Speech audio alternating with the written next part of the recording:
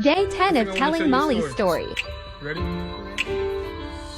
Look, let me tell you about this girl named Molly. It was freshman year when I met her in the party. She was standing in the corner, sipping on Bacardi. Had a really pretty face, but I kept staring at her body. I approached her, asked her name and how her day was. Told her I'm a rapper and one day I'll be famous. She laughed, but I could tell I had her intrigued. Reached out her hand, I shook her and said, my name's B. Asked where she's from, she replied with New Hampshire. Said she grew up with 2 brothers and a hamster. Major was English, but she wanted to be a dancer. Said she's having God problems and I told her I'm the answer. She said, okay, here, take my number. Princess Molly is what she saved it under. I thought it was the start of a lifelong bond. I wish back then that I knew I'd be wrong.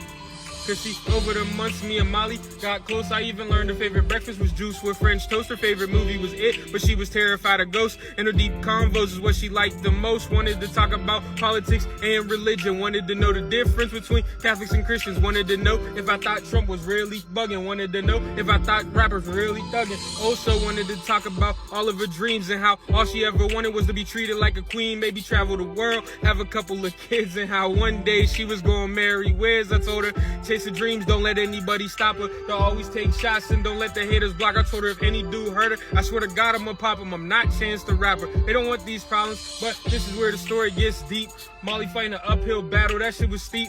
She never told me about her father or the abuse. She never told me how her uncle raped her when she was 2. See, her whole life dudes did nothing but play her. She prayed and prayed and nobody came to save her until she met me and I showed her somewhere different. But right around the time, your boy had to pivot. I got a girl and she see Molly as a threat. So the Molly leave my life was her best bet. And if I stayed, then my girl would have became my ex. And I would have accepted that if I knew what happened next. Molly didn't have friends, I left her all alone. She had a past with depression, I wish I would have known. One day Molly decided she had enough. The Reaper standing at her door and she couldn't call his bluff. Before she went, she did one last thing, and that was write a letter to me. Before she went, she did one last thing, and that was write a letter to me. And dear Red, dear B, I hope you get this letter. The pain is no more, and I swear I feel better. While on earth, the blade helped me feel relief. But it's not in my head, it's gonna help me feel some peace. Please, don't cry, I know you're getting emotional. You're probably blaming yourself, and that's why I wrote to you. CB, you were the only friend I ever knew, and I would've gave up sooner if it wasn't for you. So thank you for all the memories that we have. Thank you for all the smiles and all of the laughs. Thank you for staying true and not kissing my ass. And thank you for making every day feel like a blast. And I'm sorry, this is how it has to end, but you'll always be my best friend.